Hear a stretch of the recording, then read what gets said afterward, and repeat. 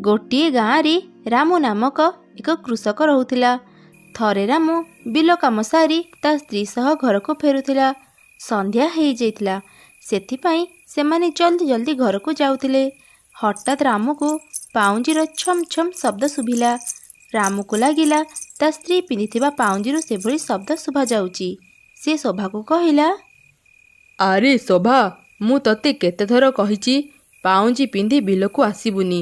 ଘରେ ତ ପାଉଁଜି ରଖିଦେଇ ଆସିବୁ। ତୁ ସେଗୁଡ଼ାକୁ ଜଲ୍ଦି ଖୋଲ। ହଁ ନା, ମୁଁ କାହିଁକି ମୋ ପାଉଁଜି ଖୋଲିବି? ମୋତେ ପାଉଁଜି ପିନ୍ଧିବାକୁ ବହୁତ ଭଲ ଲାଗେ।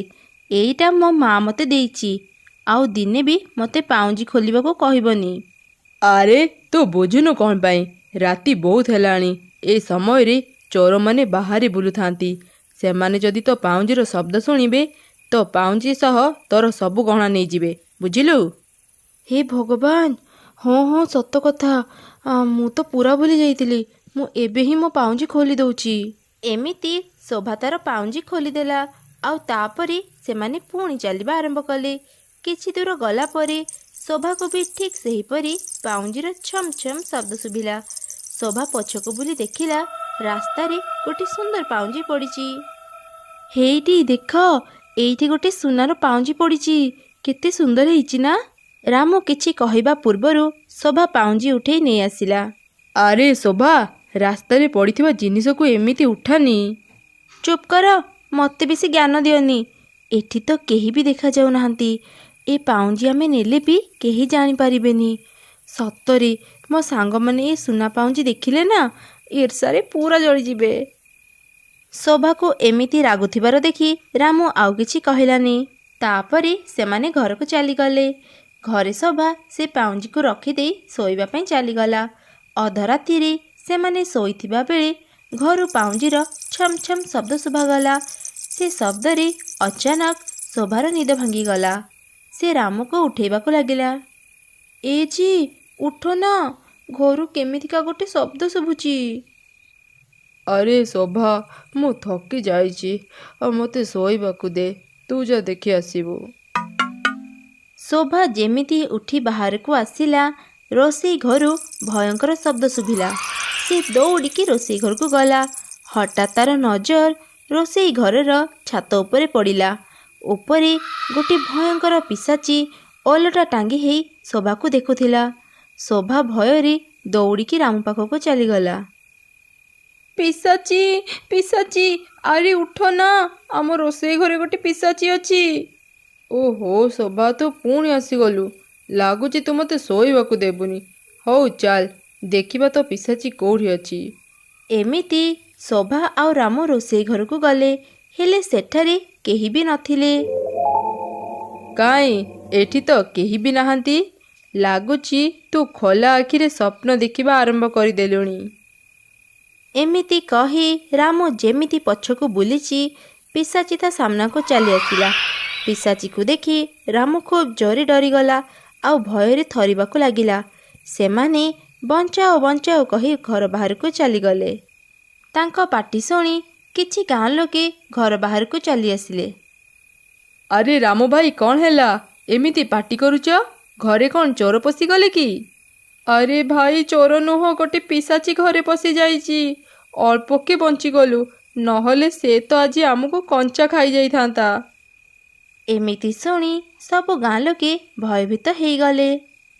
ଆରେ ଭାଇ, ତୁମେମାନେ ବ୍ୟସ୍ତ ହୁଅ ନାହିଁ। ପାଖରେ ଜଣେ ତାନ୍ତ୍ରିକ ବାବା ରୁହନ୍ତି। ଆମେ ଏବେ ହିଁ ତାଙ୍କୁ ଏକଥା ଜଣେଇବା। ଏମିତି ଜଣେ ଗାଁ ବାଲା ତାନ୍ତ୍ରିକ ବାବାଙ୍କ ପାଖକୁ ଗଲା ଆଉ ତାଙ୍କୁ ସବୁ କଥା ଜଣେଇଲା। ତାନ୍ତ୍ରିକ ବାବା ସେଠାକୁ ଆସିଲେ। ତମେମାନେ କେହି ବ୍ୟସ୍ତ ହୁଅ ନାହିଁ। ଏବେ ମୁଁ ଆସିଗଲିଣି। ସେ ପିଶାଚି ତମମାନଙ୍କର କିଛି କ୍ଷତି କରିପାରିବନି। ମୁଁ ତାକୁ ମୋ ଶକ୍ତି ଦ୍ୱାରା ଭସ୍ମ କରିଦେବି। ତାନ୍ତ୍ରିକ ଘର ଭିତରକୁ ଯାଇ ପିଶାଚିକୁ ଡାକିଲା। ତାନ୍ତ୍ରିକର ପାଟି ଶୁଣି ପିଶାଚି ସେଠାକୁ ଆସିଲା। ହା ହା ହା ହା, ବଢ଼ିଆ କାମ କରିଛୁ, ସାବାସ୍।